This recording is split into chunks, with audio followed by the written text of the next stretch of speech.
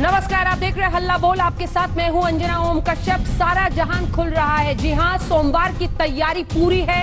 सरकारी दफ्तर से लेकर मॉल, रेस्टोरेंट, होटल, सब कुछ खुलने वाला है। इसी पर 1 घंटे की हम बहस आपको दिखाएंगे। तमाम सरकारों की तैयारी दिखाएंगे। दो उप मुख्यमंत्री हमारे साथ जुड़ेंगे कि वो क्या करने वाले हैं। लेकिन उससे पहले बड़ी खबर के साथ शुरुआत करें, क्योंकि ये तस्वीरें हर किसी को हैरान कर रही है। टिकटॉक और बीजेपी नेता, जो टिकटॉक स्टार है और बीजेपी नेता है सोनाली फोगाट, उनका ये वीडियो वायरल हुआ है। इस वीडियो में सोनाली फोगाट हिसार में मार्केट कमेटी के एक सेक्रेटरी को अनाज मंडी में पीटती दिख रही हैं। तस्वीरें देखिए। सोनाली फोगाट से बचने के लिए ये शख्स गिड़गिड़ा रहा है। सुनिए, एक बार सुनिए पहले। गालियां सुनने के लिए करती हूँ क्या? हमें सम्मान से जीने का अधिकार नहीं है। तुम लोगों को जीने का अधिकार नहीं, तुम लोगों को। हाँ जी, क्या सर? मैं तो जो काम का नोट कर लिए, जो भी काम का बहन जी ने। सोनाली फोगाट लगातार इस शख्स पर चप्पलें बरसा रही है। गालियां सुनने के लिए करती हूँ क्या? और चप्पलें बरसाती हुई वहां पर पुलिस वाले भी मौजूद थे, मगर किसी पुलिसकर्मी ने ना तो सोनाली फोगाट को रोकने की कोशिश की और नहीं इस शख्स को बचाने की। मैं तो जो काम का नोट कर लिए, जो भी काम का बहन जी ने। कैसे लोगों के लिए करती हूँ? तुम्हारी गालियां सुनने के लिए करती हूँ। गालियां सुनने के लिए करती हूँ क्या? हमें सम्मान से जीने का अधिकार नहीं है। तुम लोगों को जीने का अधिकार नहीं, तुम लोगों को। हाँ जी, क्या सर? मैं तो जो काम का नोट कर लिए, जो भी काम का बहन जी ने। कैसे लोगों के लिए करती हूँ? चुनावों में बीजेपी की उम्मीदवार थी। सरेआम देखा आपने, वीडियो बन रहा है, पुलिसकर्मी खड़े हैं, लेकिन वो कैसे मार्केट कमेटी के शख्स पर लगातार चप्पलें बरसा रही थी। कांग्रेस अब आक्रामक है इस पूरे मुद्दे को लेकर खट्टर सरकार पर। इस खबर पर रहेगी हमारी नजर, लेकिन अब चर्चा उस विषय का जो आपकी जिंदगी को छुएगा, क्योंकि लॉकडाउन तो है लेकिन अनलॉक भी शुरू हो चुका है। ज्यादातर चीजें खुल चुकी हैं। सोमवार निर्णायक दिन होगा। सारा जहान खुल रहा है। सोमवार से धार्मिक स्थल, मॉल्स, होटल सब खुल जाएंगे, लेकिन इन सभी जगहों पर आपको कई नियमों का पालन करना होगा। तैयारी शुरू हो चुकी है। बस 8 जून यानी सोमवार का इंतजार है। इस बीच कोरोना की रफ्तार भी देश में तेज हो रही है। टेस्टिंग को लेकर सियासत भी फुल स्पीड में है। कई खास मेहमान हमारे साथ जुड़ेंगे। हमारे साथ इस वक्त उप मुख्यमंत्री सचिन पायलट राजस्थान के जुड़ रहे हैं, लेकिन उनसे बातचीत करें उससे पहले सचिन जी, स्वागत है आपका। चर्चा आपसे करेंगे। दिनेश शर्मा भी उत्तर प्रदेश के उप मुख्यमंत्री उसके बाद हमारे साथ जुड़ेंगे, लेकिन पहले यह रिपोर्ट।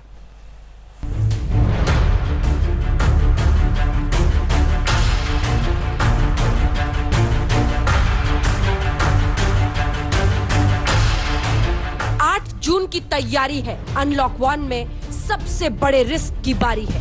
खुलेंगे मॉल, खुलेगा दफ्तर, खुलेंगे होटल, खुल जाएगा मंदिर, मस्जिद, गुरुद्वारा, गिरजाघर। देखिए, अनलॉक 1 संयम के साथ गतिविधियों को चालू करना है, सावधानी के साथ कोरोना पर विजय प्राप्त करनी है। देश भर में सोमवार से बदल जाएगी तस्वीर। लौटेगा पुराना अंदाज जीने का, लेकिन सावधानियों के साथ।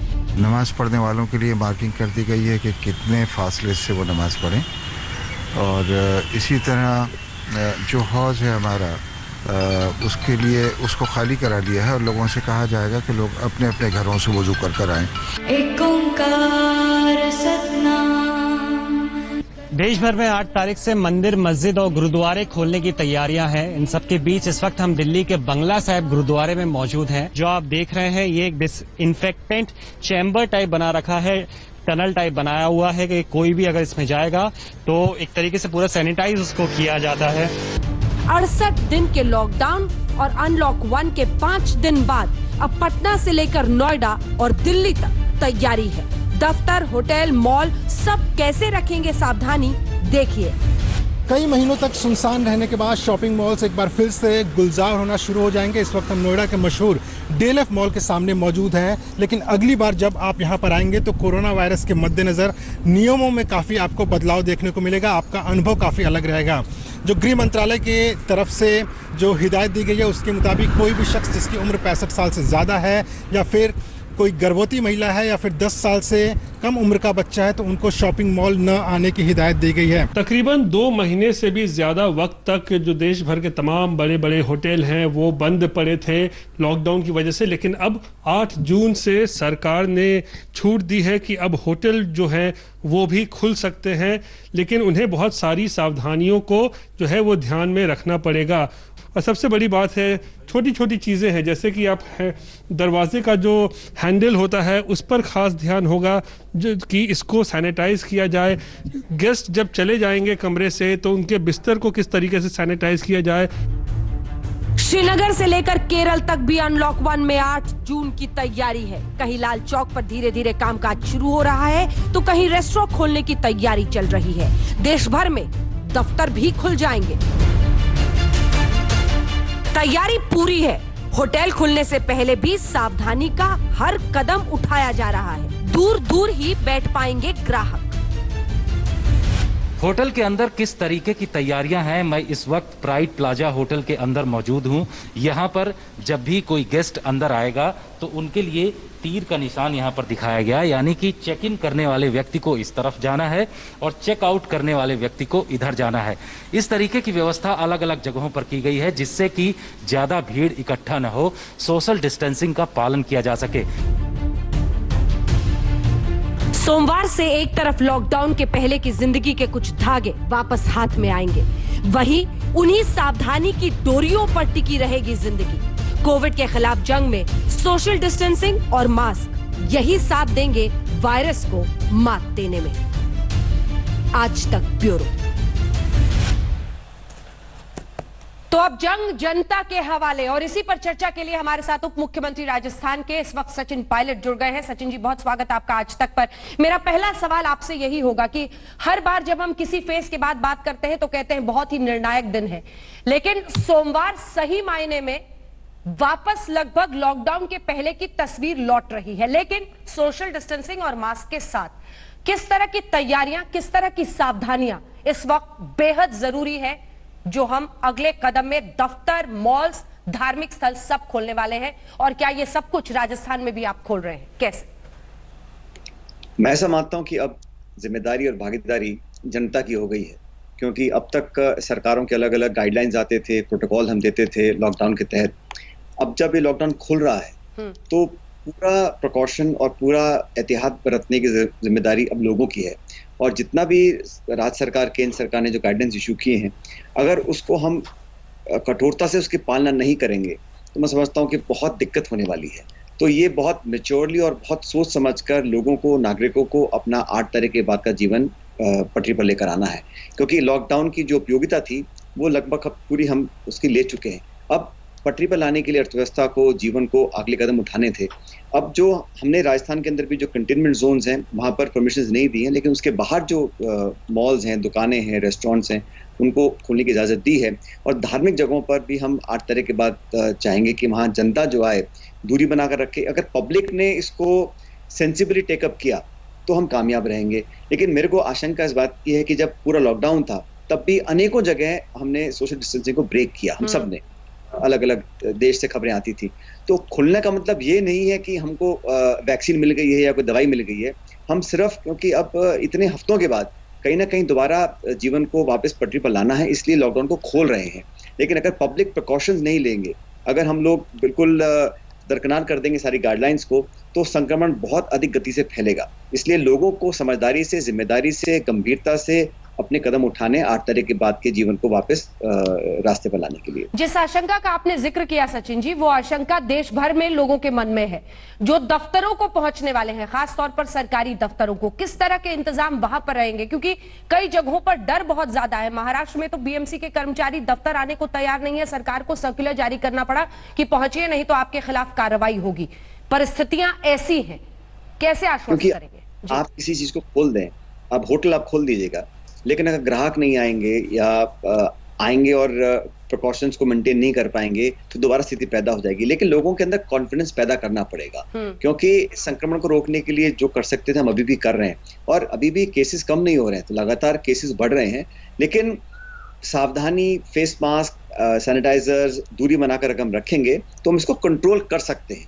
इसलिए लोगों को विश्वास अपने अंदर रखना पड़ेगा, व्यवस्था में रखना पड़ेगा, और जो गाइडलाइंस दिए हैं उन गाइडलाइंस को थोड़े जटिल हैं, हमारा बिहेवियर है उसको अडेप्ट करने में टाइम लगता है, लेकिन ये बहुत एक सिचुएशन क्राइसिस वाली है। इसमें बहुत जल्दी हमें, चाहे वो होटल हो, रेस्टोरेंट्स हो, कमर्शियल मार्केट्स हो, दफ्तर हो, लोग अगर वहां जाएंगे तो जो जो प्रोटोकॉल हमने एस्टैब्लिश किए हैं, हमारी गवर्नमेंट ने, हमने 4 जून को और प्रोटोकॉल लोगों को दिए हैं, उसको पूरी 100% डिसिप्लिन से हमें अगर हम पालना करेंगे तभी हम आगे कामयाब हो सकते हैं। सचिन जी, एनफोर्सिंग एजेंसी आपने किसको प्रोटोकॉल में अपने बनाया है? क्योंकि स्थानीय प्रशासन, पुलिस के लिए बहुत बड़ी चुनौती होगी ऐसी अलग अलग जगहों पर ये तमाम गाइडलाइंस को एनफोर्स करना। हमने देखा है कि किस तरह से धार्मिक अनुष्ठान कुछ जगहों पर हो गए और पुलिस नहीं रोक पाई, पर मतलब किसकी जवाबदेही होगी इस पर? ये एक बड़ा सवाल लोगों के मन में होगा। मेरी राय तो ये है कि हम जितना ज्यादा इसमें लाठी दिखाएंगे या प्रशासन, पुलिस को जिम्मेदारी देंगे, उतना ही और मुश्किल हो जाएगा। लोगों को स्वतः ही इसको पालना करनी चाहिए। हमारी एजेंसीज हैं, प्रशासनिक अधिकारी हैं, हमारे हेल्थ मिनिस्ट्री के ऑफिशियल्स हैं, जिला कलेक्टर है, पुलिस भी है, होमगार्ड भी है, लेकिन लोगों को मारपीट के आप कुछ करवाएंगे तो वो संभव नहीं इतने बड़े देश के अंदर। लोगों को खुद जिम्मेदारी से और अपने घर वालों को बचाव करने के लिए काम कर रहे हैं, इस सोच के साथ काम करना पड़ेगा। बाकी देश और प्रदेश में कमी नहीं है सरकारी ऑफिसर्स की, बाबुओं की, प्रशासन की, पुलिस की, लेकिन मैं समझता हूँ ये सेल्फ डिसिप्लिन लोगों को स्वतः ही करना पड़ेगा। इसको इन्फोर्स करने के लिए हम सब एहतियात के कदम उठाएंगे, लेकिन अगर पब्लिक खुद ही नहीं समझेगी, और गाँव के अंदर तो अंदर आप जानते हैं बड़ा मुश्किल हो जाता है क्योंकि वहाँ पे आबादी ज्यादा है, पुलिसकर्मी कम होते हैं। शहरों में फिर भी आप कंटेन कर सकते हैं, लेकिन गाँव में अगर लोग समझदारी से काम नहीं लेंगे और दोबारा वैसे ही घुलना मिलना शुरू हो गया और यातायात शुरू हो गया, तो मैं समझता हूँ संक्रमण गांव में भी फैल सकता है, जो इस देश के लिए, हमारे लिए बहुत चिंता का विषय है। मंडे से राजस्थान में सचिन जी क्या क्या खुल रहा है? क्या मॉल्स, धार्मिक स्थल, सरकारी दफ्तर, ये सब कुछ आप भी खोल रहे हैं वहां राजस्थान में? जी, दफ्तर सारे खुल रहे हैं और जो मॉल के अंदर सिनेमा हॉल्स हैं वो खुल नहीं रहे हैं, लेकिन जो स्टैंड अलोन सिनेमाज है वो खुल रहे हैं। लेकिन हर दुकानदार को, हर एस्टैब्लिशमेंट को हमने प्रोटोकॉल लिख कर दिए हुए हैं कि कितने लोग आ सकते हैं, कितना डिस्टेंस मेंटेन करना है और ओवर क्राउडिंग से बचना है। जितना ज्यादा हो सके लोग अलग अलग टाइम स्पेस कर आए। और ये कहना बड़ा मुश्किल है कि ये इसका परिणाम क्या होगा। मैं फिर कह रहा हूँ बार बार, 8 तारीख को देश का आम नागरिक कैसे इस ओपनिंग अप को रिस्पॉन्ड करता है, ये सब उस पर निर्भर करता है। क्योंकि हम कितने भी गाइडलाइंस, कितने भी आदेश इशू कर लें, वार्निंग्स दे लें, अगर पब्लिक मन बना लिया कि हमें एहतियात बरतना है, इस कोरोना के साथ जीना है और उस पर विजय पाने के लिए हमें ये फला चीजें करनी है, अगर पब्लिक और नागरिक जिम्मेदारी से काम करेंगे तो हम सब कामयाब हो जाएंगे।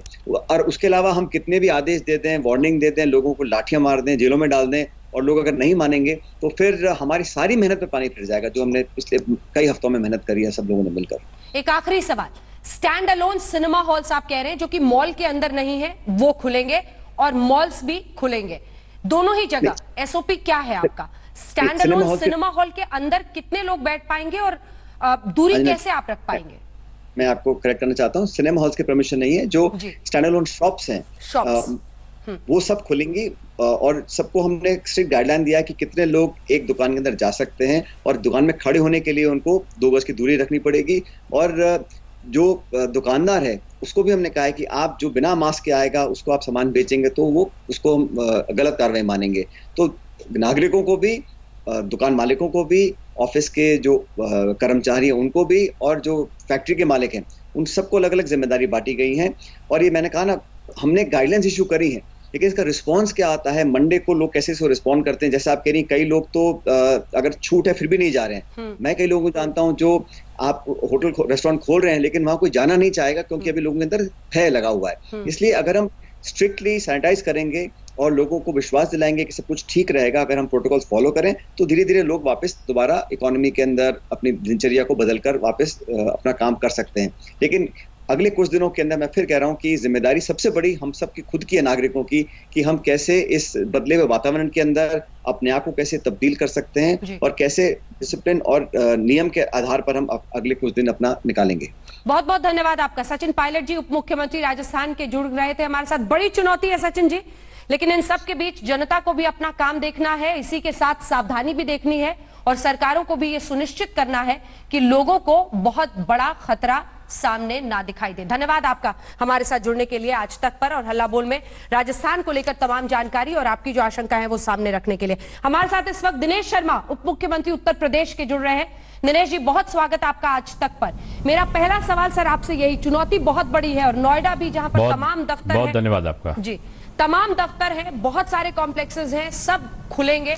सरकारी दफ्तरों को लेकर, धार्मिक स्थलों को लेकर, मॉल्स को लेकर आपकी सरकार ने क्या कुछ फैसला लिया है और कैसे सुनिश्चित करेंगे आप कि खतरा बढ़े ना? दिनेश जी। देखिए, पहली चीज तो ये है कि उत्तर प्रदेश सरकार ने जो केंद्र सरकार की गाइडलाइन है उसका अक्षरशः अनुपालन करने का निश्चय किया है। और अभी तक हमने जो और अलग से स्थानीय स्तर पर जो हमने चाहे हमने ट्रांसपोर्ट खोला हो, चाहे हमने दुकानों को खोला हो, उनके लिए अलग से हमने गाइडलाइंस जारी की है। हमारा जो आपने जैसा कहा कि 8 जून से ये रेस्टोरेंट, होटल, धर्मस्थल ये सब खुल जाएंगे, तो दफ्तर खुल जाएंगे। तो दफ्तर के लिए तो पहले से हमने कह रखा है कि हमारी जो भी कर्मचारी आएगा सैनिटाइज होकर और मास्क लगाकर आएगा, 6 फुट की दूरी रहे। साथ में ये भी व्यवस्था की गई है कि जो भी कर्मचारी आ रहे हैं उसमें गर्भवती महिला और अधिक उम्र के लोग को दफ्तर ना आने दिया जाए। जो कंटेनमेंट क्षेत्र में कर्मचारी हैं उनको भी दफ्तर नहीं आने के लिए कहा गया है।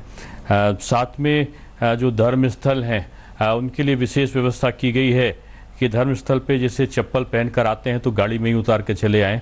घंटे जो हैं वहाँ पे वो या तो हटा दिए गए हैं या घंटे नहीं बजाए जाएंगे, ऐसा कहा गया है। हाथ में प्रसाद लेने की व्यवस्था ना हो, ये अपील की गई है। और साथ में जो मूर्ति है भगवान की उनको ना छुएं, इस प्रकार का आह्वान किया गया है। 6 फुट की दूरी यहाँ भी रहे। और साथ में ये भी व्यवस्था की गई है कि संगीत अगर बजेगा तो केवल संगीत बजेगा, भजन कीर्तन करने के लिए प्रत्यक्ष रूप में लोग उपस्थित नहीं होंगे। इसी तरीके से रेस्टोरेंट के लिए भी व्यवस्था की गई है कि 50% लोग ही रेस्टोरेंट में आए। और साथ में ये भी अपेक्षा की गई है कि बुफे में खड़े होकर ना खाएं और बल्कि बैठकर या होम रूम सर्विस के आधार पर वो सामान लें, इस प्रकार की व्यवस्था की गई है। साथ में दफ्तर के लिए भी और होटल के लिए भी ये कहा गया है कि जो एसी चलाएं, एयर कंडीशन को वो 24 से 30 सेंटीग्रेड के बीच में चलाएं, यानी बहुत अधिक ठंडा करके उसको ना करें। इस प्रकार की भी अपेक्षाएं की गई हैं। आप जानते हैं कि उत्तर प्रदेश ने व्यापक व्यवस्थाएं करी हैं। इस उत्तर प्रदेश में अगर आप देखो तो पहले 36 जनपदों में वेंटिलेटर तक हमारे नहीं था। आज ये स्थिति है कि हम 1 लाख बेड हमने कोविड अस्पतालों के लिए उपलब्ध कराए हैं। और यहाँ पर हम जो 1 लाख बेड कराए हैं उसमें लेवल 1, लेवल 2, लेवल 3, यानी लेवल 1 में ऑक्सीजन से युक्त जो बेड हैं, लेवल 2 में जो ऑक्सीजन और वेंटिलेटर युक्त हैं, और लेवल 3 में जो ऑक्सीजन वेंटिलेटर के साथ साथ आईसीयू से युक्त जो बेड हैं उनको उपलब्ध कराने के लिए हमने व्यवस्था की है। 1 लाख के आसपास बेड की व्यवस्था हम कर चुके हैं। उत्तर प्रदेश ने विशेष अपनी कार्य योजना तैयार करी है इसके लिए कि हम जब खोलेंगे तो अव्यवस्था ना फैले। इसमें आपको बताते हुए मुझे खुशी है कि 10,000 से ऊपर के जो टेस्ट चेकिंग है वो हमारी अभी चल रही है इस समय। और हमारा लक्ष्य है कि 15 जून तक 15,000 और 20 जून तक 20,000 टेस्ट चेकिंग प्रतिदिन के हिसाब से यहाँ पर हो। और हमारे उत्तर प्रदेश में 15 लाख लोगों को क्वारंटाइन कराने की भी व्यवस्था अभी तक की गई है। तो ये एक व्यापक रूप में तैयारी है कि हम कैसे कोरोना की इस जंग को कैसे जीतेंगे। इसका जीतने के पीछे का आधार मात्र एक ही है कि अपने आप में हम सावधानी कितनी बरतते हैं। वैसे तो 30 लाख से 32 लाख से भी ऊपर हम लोग जो प्रवासी श्रमिक उत्तर प्रदेश आ चुके हैं, हाँ। जिनकी हमने स्क्रीनिंग भी की है, स्केलिंग भी की है, उपचार भी किया है, तमाम चीज़ें किया है। तो हमारा मकसद यही है कि हम 8 जून से जो रेस्टोरेंट खोलें तो रेस्टोरेंट में भी होम डिलीवरी का सिस्टम ज़्यादा हो। जो होम डिलीवरी करने जाए उसकी थर्मल स्कैनिंग हो, उसको मास्क लगा पहने हुए हो। इस प्रकार की चीज़ों को भी हमने रखा है।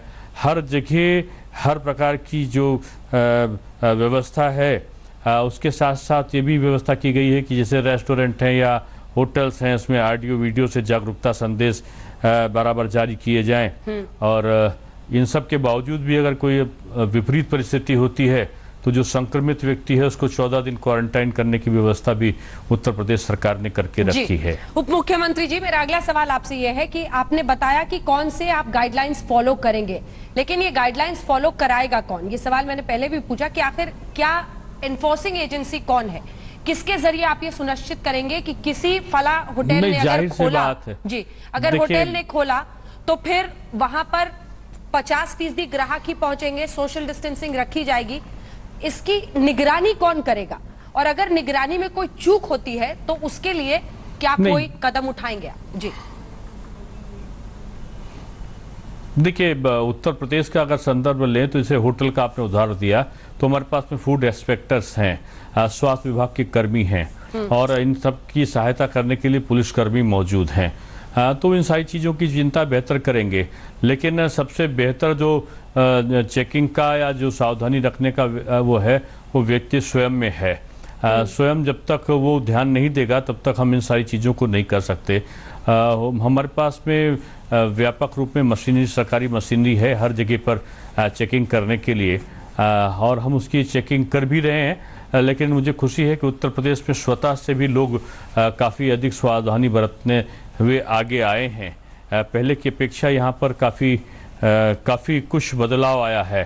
अगर आप देखें तो हमारे उत्तर प्रदेश में एक समय ये भी था कि जब बहुत कम जगह पर कि मैंने पहले कहा कि 36 जिले ऐसे थे, वेंटिलेटर भी नहीं था, आज हम 1 लाख बेड की इंतजाम कर रहे हैं। तो हमने बहुत अधिक सुधार किया है सारी व्यवस्थाओं में, निगरानी में भी, उपकरणों में भी, और उसकी देखरेख करने वाले लोगों में भी बहुत ज़्यादा व्यापक बदलाव आए हैं जी। तो इसका सरकारी एक दफ्तरों पे सकारात्मक दृष्टि आपको हर जगह देखने को मिलेगी। बिल्कुल। उप मुख्यमंत्री जी, ये सरकारी दफ्तरों को लेकर एक स्पेसिफिक सवाल है सर मेरा कि वहां पर सोशल डिस्टेंसिंग कैसे हो पाएगी? मान लीजिए थर्मल स्क्रीनिंग एक उपाय है, लेकिन एसिम्प्टोमेटिक बहुत सारे मरीज अब आ रहे हैं, इसलिए फीवर हो सकता है नहीं दिखे। सोशल डिस्टेंसिंग कैसे सरकारी दफ्तरों में मेंटेन करने के लिए आपने एसओपी बनाया है? देखिए, सरकारी दफ्तरों में तमाम उपाय किए गए हैं। जैसे जी कितने लोग बैठ सकते हैं, कितने लोगों को फील्ड वर्क दिया जा रहा है, जितने लोग बैठ रहे हैं उसमें स्पेस हम कितना कर सकते हैं। ये बात तो आपकी काफ़ी हद तक सही भी है कि कुछ दफ्तर में जो बड़ी कंजेस्टेड जगह होती है तो वहाँ हम इस प्रकार को कैसे करेंगे, ये एक चुनौती जरूर है। लेकिन सोशल डिस्टेंसिंग का हमको अक्षरशः अनुपालन करना है और इसकी व्यवस्थाएं व्यापक रूप में सरकारी दफ्तरों में भी देखने को मिली है। इसको काफ़ी ज़्यादा लोगों ने इसका ध्यान दिया है। हालांकि अभी तक उपस्थित 50% थी, तो ये सोशल डिस्टेंसिंग आसानी से चल रही थी। अब हमारी 100% जो उपस्थिति हुई है उसमें हमने शिफ्ट को बदला है। जैसे हमने 9 बजे से भी एक शिफ्ट करी है, एक 10 बजे से भी की है, उसके पहले 8 बजे से भी की है, और उसी आखिर में छुट्टी का भी काफ़ी कम समय का रखा है। लेकिन फिर भी इस चीज़ में काफ़ी सावधानी बरतने की ज़रूरत है। जी, बहुत बहुत धन्यवाद आपका दिनेश शर्मा जी, उप मुख्यमंत्री उत्तर प्रदेश, जिन्होंने विस्तृत जानकारी दी तमाम उत्तर प्रदेश की तैयारियों के लिए। मंडे से तैयारी है। आभार आपका जी, धन्यवाद हमारे साथ जुड़ने के लिए। चलिए अब उस विषय का रुख करते हैं जिस पर हम चर्चा करने वाले हैं, और उसके लिए हमारे साथ 3 खास मेहमान जुड़ गए हैं। शाजिया इल्मी, भारतीय जनता पार्टी की राष्ट्रीय प्रवक्ता, हमारे साथ चर्चा में जुड़ गई हैं। राघव चड्ढा, आम आदमी पार्टी के विधायक और प्रवक्ता, हमारे साथ जुड़ गए हैं। और प्रताप सिंह जी, हमारे साथ खास मेहमान, मंत्री, राजस्थान सरकार में जुड़ गए हैं। लेकिन इससे पहले कि हम चर्चा की शुरुआत करें, आइए आपको दिखाते हैं वो सियासी जंग जो इस वक्त केंद्र सरकार और दिल्ली सरकार में छिड़ गया है। क्या कह रहे हैं स्वास्थ्य मंत्री भारत के और दिल्ली सरकार के? आरएमएल हॉस्पिटल में देखिएगा, पहली बात तो वो रिपोर्ट ही टाइम से नहीं देते। 4 दिन, 5 दिन, 6 दिन, 7 दिन में रिपोर्ट दे रहे हैं। आज 70% लोगों की जो डेथ है वो हॉस्पिटल पहुंचने के 24 घंटे के अंदर हो रही है। कारण कि उन्होंने टेस्ट करा लिया, 5 दिन तक रिपोर्ट नहीं आई, 7 दिन तक रिपोर्ट नहीं आई। तो ये तो बिल्कुल गलत है कि रिपोर्ट तो विदिन 24 आवर्स आनी ही चाहिए। किसी भी टेस्ट जिसका किया गया उसकी 24 घंटे में रिपोर्ट आनी चाहिए। दूसरा, अभी उन्होंने सैंपल लिए थे, एक दिन 94% पॉजिटिव थे। हमने उसके कुछ सैंपल टेस्ट कराए तो 45% नेगेटिव निकले। तो कंट्रोवर्सी तो है। डोंट ब्लेम जो इंस्टीट्यूशनलाइज्ड मैकेनिज्म्स हैं, रिप्यूटेड मैकेनिज्म्स हैं, और आप जो पैथोलॉजिस्ट जो टेस्ट करते हैं they are all highly qualified people. कोई किसी पॉजिटिव को नेगेटिव कहने का आपको कोई अधिकार नहीं है, किसी नेगेटिव को पॉजिटिव कहने का कोई अधिकार आपको नहीं है। इसलिए we don't want to get into these controversies, we have to go by the professional opinions. मैं आज पार्टी की ओर से दिल्ली सरकार से दरख्वास्त करना चाहता हूं कि कृपया कर राम मनोहर लोहिया अस्पताल के खिलाफ एक्शन लिया जाए, कार्रवाई करी जाए, सख्त से सख्त कार्रवाई करी जाए। एक दिन में 1,40,000 टेस्ट हम कर रहे हैं, और आज भी दिल्ली में जो डीएसटी के अंदर बायोटेक्नोलॉजी में लैब्स क्रिएट किए, वहां पर आज भी सैंपल्स नहीं पहुंच रहे हैं। तो जो सिस्टम के अंदर जो चीजें क्रिएटेड है, आपको और लैब्स खोलनी है आप खोल लीजिए, हम उसके लिए सपोर्ट करेंगे आपको, ऐसा नहीं है। तो कोरोना की मार टेस्टिंग पर तकरार है, और इस बीच जनता का विश्वास न डगमगाए, ये सबसे महत्वपूर्ण है। इसीलिए खुलकर चर्चा हो, हम आपके सामने तीनों ही पार्टियों के नेताओं को लेकर आए हैं। शाज़िया आलमी जी, आपके साथ शुरुआत करते हुए, आरोप बहुत गंभीर लगा रही है आम आदमी पार्टी की सरकार आप पर, और ये कह रही है कि टेस्टिंग से लेकर हर चीज पर केंद्र सरकार का साथ नहीं मिल रहा है। टेस्टिंग में जो लापरवाही बरती जा रही है उसकी वजह से लोग खामियाजा भुगत रहे हैं। आपका जवाब? अंजना जी, ये आम आदमी पार्टी की पुरानी तरकीब है और ये लगातार करते हैं। जब भी इनकी कोई भी चोरी पकड़ी जाने वाली होती है या अपनी किसी भी नाकामी को छुपाना चाहते हैं, तो ये जैसे बकौल अरविंद केजरीवाल या केजरीवाल बिन तुगलक में कहूँ उनको, वो रायता फैलाते हैं, कोई शगुफा छोड़ते हैं। तो उसी तरह से एक अग्रिम जमानत के तौर पर उन्होंने ये माहौल बनाने की कोशिश कर रहे हैं ये कि बाकायदा आरएमएल अस्पताल को, और आरएमएल अस्पताल यानी कि राम मनोहर लोहिया हॉस्पिटल जो बहुत पुराना अस्पताल है, बहुत ही जाना माना है, उसके प्रबंधन पर एक तरह से वो लांछन लगा रहे हैं, आक्षेप लगा रहे हैं, और ये कहने की कोशिश कर रहे हैं क्योंकि यह केंद्र द्वारा संचालित है, इसलिए जानबूझकर कोविड के मामले इस तरह से दिखाए जा रहे हैं, और ये इनकी सियासी पूरी जो जंग है ये उसका आधार बना रहे हैं। ये सिर्फ इसलिए किया जा रहा है क्योंकि ये इनकी खुद की नाकामी ना दिखे। अब आप खुद सोचिए, इतना पुराना अस्पताल है, इन्होंने 30 सैंपल उठाए हैं, उसमें से 12 सैंपल की इन्होंने बात की है और 40 से 45% की बात की है। दूसरी ओर अगर देखा जाए तो इनके खुद के चीफ सेक्रेटरी, इनके पुराने चीफ सेक्रेटरी की क्या हालत हुई थी जब उन्होंने विज्ञापन देने पे मना किया था। अभी इस नए चीफ सेक्रेटरी की हालत वही ना हो जाए जो अंशु प्रकाश जी की हुई थी। उन्होंने माना है कि बाकायदा कोविड प्रोटोकॉल से जुड़े हुए मामले की अंडर रिपोर्टिंग हो रही है दिल्ली में। कई अखबार ने, कई मीडिया चैनल्स ने इस पर बाकायदा रिपोर्ट्स भी की हैं। तो एक के बाद एक जब इनकी गलती सामने आ रही है, ये जो अस्पताल के प्रोफेशनल्स हैं उनको भी इस गंदी राजनीति में घसीट रहे हैं। ये बहुत ही घिनौनी किस्म की और ओछी सोच है। ठीक है, राघव जी इसका जवाब दीजिए। उनका कहना है कि आप जब घिर रहे हैं आंकड़ों के मामले में, तब आप ये हथकंडे अपना रहे हैं। मैं 3-4 फैक्ट्स पहले रख दूं, उससे पहले कि मैं इन चीजों पे अपना बयान दूं आपको। पहली चीज तो ये है कि जहां तक जांच का विषय है, दिल्ली के अंदर सबसे ज्यादा जांच हो रही है। 12,000 प्रति मिलियन का आंकड़ा दिल्ली का है जांच के विषय में, और देश की औसत जांच के संदर्भ में 2,500 प्रति मिलियन है। जहां देश की औसत 2,500 प्रति मिलियन है, वहां दिल्ली की औसत 12,000 प्रति मिलियन है, यानी कि लगभग 4.5 गुना देश का उससे एवरेज से अधिक दिल्ली में जांच हो रही है। तो ये कोई भी व्यक्ति नहीं कह सकता कि दिल्ली में जांच कम हो रही है। दूसरा विषय, जहां तक राम मनोहर लोहिया की आपने बात करी, हमने प्रेस वार्ता करी, हमने ये फैक्ट्स जनता के सामने रखे हैं, और मैं आपके सामने वो फैक्ट्स रखना चाहूंगा। हमने किसी पार्टी का नाम नहीं लिया, किसी सरकार का नाम नहीं लिया। हमने ये कहा 2 चीजें, एक कि राम मनोहर लोहिया अस्पताल दिल्ली हाईकोर्ट के उस आदेश का पालन नहीं कर रहा है जो कहता है कि 48 घंटे के भीतर जांच की रिपोर्ट देनी है। कुछ मामलों में तो 10-10, 15-15, 25-25 दिन बाद रिपोर्ट जारी करी जा रही है। तब तक तो पेशेंट है, उसकी स्थिति खराब हो जाती है, या वो जिन लोगों के संपर्क में आता है उनको कोरोना कर देता है। और दूसरा अहम विषय हमने ये उठाया कि हर अस्पताल की ऑडिट समय समय पर सरकार करती है। राम मनोहर लोहिया अस्पताल के 30 सैंपल यानी कि 30 सैंपल जब हमने उठाए और उन पर पुनर्जांच करी, रीटेस्टिंग करी, तो उसमें से 12 गलत पाए गए। यानी कि 30 ऐसे सैंपल जिनको राम मनोहर लोहिया ने पॉजिटिव कह दिया था, उसमें से 12 पॉजिटिव नहीं थे, नेगेटिव थे। यानी कि जिनको कह दिया कि आप संक्रमित हो, वो संक्रमित ही नहीं थे। 45% का एरर रेट, यानी कि 45% का वेरिएशन सामान्य वेरिएशन नहीं होता है अंजना जी। और ये बात एक जिम्मेदार सरकार को, एक राजनीतिक दल जिसको लोकतांत्रिक ढंग से चुन के जनता ने सरकार चलाने का मौका दिया है, सेवा करने का मौका दिया है, उनका एक दायित्व बनता है कि वो जनता को ये बताएं। और हमने इतना ही तो कहा कि सरकार उनकी जांच प्रणाली को चेक करे और उसके खिलाफ फिर उचित कदम उठाए। उसके बाद यदि आज कोई भी अस्पताल, चाहे हमारा अस्पताल हो, निजी अस्पताल हो, यदि गलत जांच करेगा, जनता को गलत रिपोर्ट देगा, तो क्या हम आवाज नहीं उठाएंगे? क्या हम बताएंगे नहीं? क्या हमारे जी, आपने इन सैंपल्स की जांच कहां से कराई? हाँ, बहुत अच्छा सवाल है। दिल्ली सरकार ने अपनी लेबोरेटरी में कोई जांच नहीं करी है।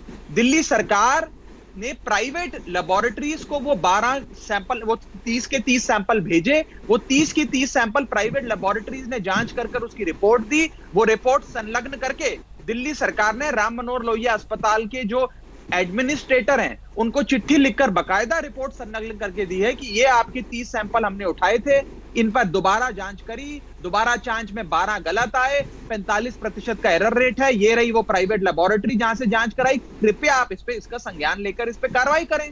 अगर राम मनोहर लोहिया जैसा प्रतिष्ठित अस्पताल में दिक्कत दिल्ली में इस वक्त टेस्टिंग कर रहे हैं, इसको लेकर भी लोगों के मन में आशंका है। एक बार उस पर स्थिति क्लियर करेंगे, क्योंकि इन प्राइवेट लैब्स पर जाहिर तौर पर आपका भरोसा ज्यादा है आरएमएल से।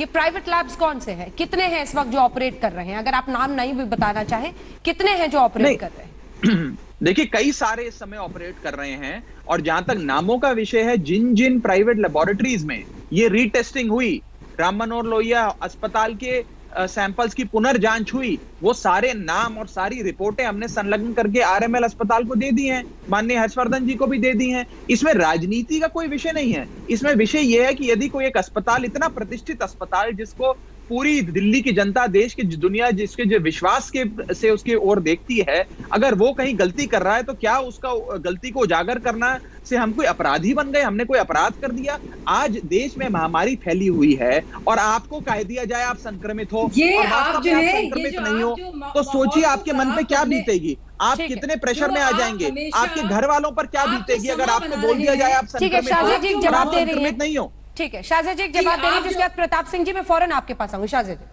जी। ये वही बात है, ये पूरा समा और माहौल बनाने की बात है, क्योंकि उनकी पूरी तरह से नाकामी सामने आ रही है। अभी इन्होंने किस तरह से इन्होंने अभी अपने को कॉन्ट्रडिक्ट किया है, मैं बता दूं। अभी भी उन्होंने कहा कि कोविड पॉजिटिव से वो नेगेटिव आए हैं वो पूरे मामले, और 10-15 दिन में कुछ भी हो सकता है। उधर केजरीवाल जी कहते हैं कि आप कोई आसानी से इतने मरेगा नहीं, आप घर में अपने को क्वारंटीन कीजिए। दूसरी बात, इतना बड़ा अस्पताल, वो तो मरेगा, इतना बड़ा अस्पताल, और आप सोचिए उसमें से 30 में से 12 सैंपल की बात कर रहे हैं। दूसरी बात, इन्होंने ही प्राइवेट लैब्स को अभी एक फटकार लगाई है और शो कॉज नोटिस दिया है कि आप एसिम्प्टोमेटिक लोगों को ना दीजिए, टेस्ट ना कराइए, क्योंकि आईसीएमआर गाइडलाइन की बात कर रहे हैं। आईसीएमआर की गाइडलाइन में जरूर है, लेकिन उसमें यह भी है कि अगर हाई रिस्क पेशेंट्स हो, क्योंकि दिल्ली में मामला अलग है, हाई रिस्क हो रहे हैं, अगर आपके कॉन्टैक्ट्स में हो तो उनकी भी टेस्टिंग होनी है। तो इसलिए अगर आप अब इस मामले में तो आप केंद्र सरकार के आईसीएमआर की गाइडलाइन को इस्तेमाल कर रहे हैं, लेकिन जब बात आती है डेथ ऑडिट कमेटी की या क्रेमेटोरियम की रिपोर्ट की या सारे अस्पतालों की और डेथ काउंट की, तब आप अपने फिगर्स फच करते हैं और कोई पारदर्शिता नहीं बताते कि किस तरह से आंकड़ों को कम किया गया है। क्योंकि निगम बोध घाट के जो आंकड़े हैं, जो आंकड़े पंजाबी बाग के क्रेमेटोरियम के हैं और तीनों नगर निगम के जो मामले हैं वो बहुत ही कम है, वो बहुत ज्यादा है बनिस्बत आपके। और जब आपकी चोरी पकड़ी जा रही है बार बार, तो आपने ये नया शगुफा छोड़ दिया है आरएमएल लैब का। ठीक है, एक छोटा सा राघव जी इसका जवाब दीजिएगा प्रताप जी, इसके बाद फौरन आऊंगी सर आपके पास। माफी के साथ। देखिए, पहली बात है, नाकामी होती है गुजरात जैसे राज्य में, जहां डेथ रेट आपका 6.5% पहुंच गया और गुजरात हाईकोर्ट को कहना पड़ता है कि गुजरात की सरकार एक डूबता हुआ जहाज है जो कभी भी डूब जाएगा, इतनी बुरी स्थिति है। ये तो गुजरात हाईकोर्ट कह रहा है गुजरात के बारे में। जहां तक हमारी बात है, हम तो दिल्ली हाईकोर्ट से सर्टिफिकेट लेकर आए हैं। दिल्ली हाईकोर्ट ने सर्टिफिकेट ऑर्डर जारी कर कहा कि दिल्ली सरकार जो आंकड़े जारी कर रही है वो 100% सत्य है। मुझे बोलने दीजिए, इनको चुप करा दीजिए। अब ये देखिए चिल्लाती रहेंगी, इनको बुरी आदत है, इनको शांत करा दीजिए, इनको बता भी दीजिए कि डेडलाइन नहीं होता है, गाइडलाइन होता है। आईसीएमआर डेडलाइन नहीं जारी करता है, गाइडलाइन जारी करता है। डेडलाइन नहीं जारी करता, कोई बात नहीं, आप सीख जाएंगे धीरे धीरे। मैं ये कहना चाहूंगा कि दिल्ली हाईकोर्ट ने ऑर्डर जारी कर ये कहा, दिल्ली हाईकोर्ट ने ऑर्डर जारी कर, शांत हो जाइए, बैठ जाइए, बैठ जाइए, बैठ जाइए, कोई बात नहीं, मैं नाकामी में जवाब पूरा कर, मैं बैठी हुई हूँ, पूरा तो करने दीजिए, आप खड़े हो जाइए। तो दिल्ली हाईकोर्ट ने ऑर्डर जारी कर कहा, डिवीजन बेंच न्यायाधीश ने ऑर्डर जारी कर कहा कि दिल्ली सरकार जो आंकड़े जारी कर रही है वो 100% सत्य, और ये जो आरोप लग रहे हैं इन पर कि ये मरने वालों के आंकड़े छुपा रहे हैं वो निराधार हैं। ये सर्टिफिकेट हमने अपने आप को नहीं दिया, दिल्ली हाईकोर्ट ने दिल्ली सरकार को दिया। और नाकामी क्या है, आज की डेट में हम एक पैंडेमिक में है, ये एक आपातकाल है, एक महामारी है, और इसके अंदर तमाम सरकारें जूझ रही हैं परिस्थितियों से। मैं आपको बताना चाहूंगा कि सबसे अहम आंकड़ा, इनको शांत करा दीजिए, देखिए फिर ये डेडलाइन गाइडलाइन में कंफ्यूज हो जाएंगी, इनको शांत करा दीजिए। सबसे अहम चीज है मरने वालों का आंकड़ा, दिल्ली के अंदर मरने वालों का आंकड़ा यानी कि डेथ रेट हिंदुस्तान के एवरेज से भी नीचे है। जहां गुजरात में 6.5% डेथ रेट है, वहां दिल्ली में 2.5% डेथ रेट है। जहां महाराष्ट्र में, मध्य प्रदेश में और बंगाल में 4.5 से 5.5% है डेथ रेट, दिल्ली में 2.5% है डेथ रेट। हम प्रयास कर रहे हैं 2.5% को भी नीचे लाया जाए अंजना जी। अब आप इनको शांत कराएंगे, इनका फेडर डाउन कर दीजिए, अपनी बात पूरी कर दीजिए, राघव जी, पूरी फेडर डाउन कर दीजिए, ठीक है, आप काउंटर कर दीजिएगा एक सेकंड, ताकि मैं अपनी बात कर सकूं, जल्दी से पूरी करें। मैं अपनी बात पूरी, हाँ, मैं कहना चाहूंगा कि जहां गुजरात, महाराष्ट्र, बंगाल, मध्य प्रदेश, जहां अन्य राजनीतिक दलों की सरकारें हैं, वहां पर मरने वालों का आंकड़ा और डेथ रेट कहीं ज्यादा है। राष्ट्रीय एवरेज 2.8% है, वहीं दिल्ली में डेथ रेट, राघव जी, आप सचमुच इसको दिल्ली सरकार वर्सेस गुजरात सरकार बनाना चाहते हैं? बिल्कुल भी नहीं, मैं तो आपको ये कहने का प्रयास कर रहा हूं कि जब मैं दिल्ली की परिस्थितियों पर आपसे सवाल पूछ रही हूँ, आप गुजरात को लेकर आ रहे हैं। मैं कुछ और कह रहा हूं अंजना जी, देखिए, मरेगा जो भी वो भारतीय होगा, बता देता हूं, परिस्थितियों पर नजर रखना एक जिम्मेदार सरकार का काम है, लेकिन गुजरात सरकार पर उंगली उठाना गड़बड़ है ना। अब आप तो बोलने दीजिए हमें। नहीं, मैं आपको नहीं कह रहा था, जरूर बोलिए, जरूर बोलिए, लेकिन पहले दिल्ली पर चर्चा हो जाए, फिर मैं राजस्थान दिल्ली पे कर लेते हैं, दिल्ली पे। मैं कह रहा हूँ ये लोग जो हम पर आरोप लगाते हैं, नाना प्रकार की बातें करते हैं, मैं उनको कहना चाह रहा हूँ कि अपने राज्यों की स्थिति देख लीजिए, अपने राज्यों की स्थिति जब आप देख लेंगे उसके बाद हमसे बात करिएगा। हम तो प्रयास कर रहे हैं, हम तो कहीं राजनीति बीच में नहीं रहे। हमने तो राम मनोहर लोहिया अस्पताल पे जब आरोप लगाया तो हमने किसी राजनीतिक दल का नाम नहीं लिया। अभी देखते इतना चिल्लाते हैं, सभ्य तरीके से बहस करते हैं, इनको थोड़ा होमवर्क करके आए, थोड़ा सोच समझ के बात करें, पहले डेडलाइन और गाइडलाइन में फर्क समझ ले और फिर बात करें। प्रताप सिंह जी, जिक्र राजस्थान का डेडलाइन और गाइडलाइन में तो फर्क समझ ले। देखिए, कोरोना के खिलाफ जंग इस वक्त देश में ऐसा है कि मामले लगातार बढ़ रहे हैं, तमाम राज्यों में बढ़ रहे हैं, मौत का आंकड़ा भी बढ़ रहा है। मंडे से हम तमाम सरकारी दफ्तर, मॉल, धार्मिक स्थल सब खोलने वाले हैं, बहुत परेशानी बढ़ने वाली है। इस पर टेस्टिंग को लेकर अभी जो परिस्थिति देश में है, उसमें राजस्थान की तरफ से आप क्या कहेंगे, और मंडे की तैयारी पर?